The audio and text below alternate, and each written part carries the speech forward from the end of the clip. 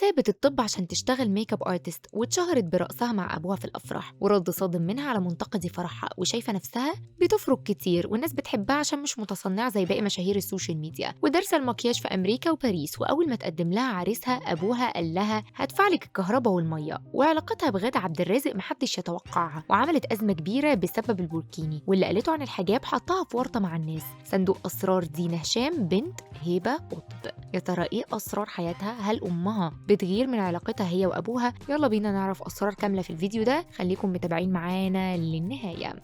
العروسه دينا هشام بنت الدكتوره هبه قطب متصدره الترند على السوشيال ميديا بسبب فرحها ورقصها فيه. الصغير والكبير بيتكلم عنها، وفي اللي بينتقد وفي اللي بيقول الله دي عروسه زي القمر. بس يا عيني عليها، دي مش اول مره تتهاجم بسبب فرحها، لا ده في ازمات كتير في حياتها حصلت قبل كده. يعني قبل فرحها الدنيا اتقلبت عليها بسبب كتب كتابها وصورها مع عريسها. الناس شافتها اوفر، لان الناس شافت انه ما يصحش تتصور صور زي دي خالص، وان في جرأة مبالغ فيها مع عريسها اللي لسه يا دوب كاتبين كتب الكتاب. هي وقتها ما ردتش على حد خالص وما اهتمتش بكلامهم، وبصراحه معاها حق، دي عروسه ومن حقها تفرح باي طريقه تعجبها. الحقيقه انه ما كانش على قد الازمات دي وبس، لا دينا قبل كده عملت أزمة كبيرة بسبب البوركيني لما طلعت في فيديو على السوشيال ميديا بتتهم مكان مشهور إنه منعها من نزول حمام السباحة عشان محجبة. وقتها سيرتها بقت على كل لسان. خلصت الأزمات بقى على كده؟ أبدا، دي رجعت تاني وعملت أزمة بتصريحاتها عن الحجاب لما قالت إنها متحجبة من وهي عندها 14 سنة وعمرها ما خلعت الحجاب، وفرحانة جدا عشان البنات بدأت تاخد بالها من الحجاب في الفترة الأخيرة وبقوا بيتحجبوا. الناس وقتها قطعوها حرفيا وقالوا هو فين الحجاب اللي انت لابساه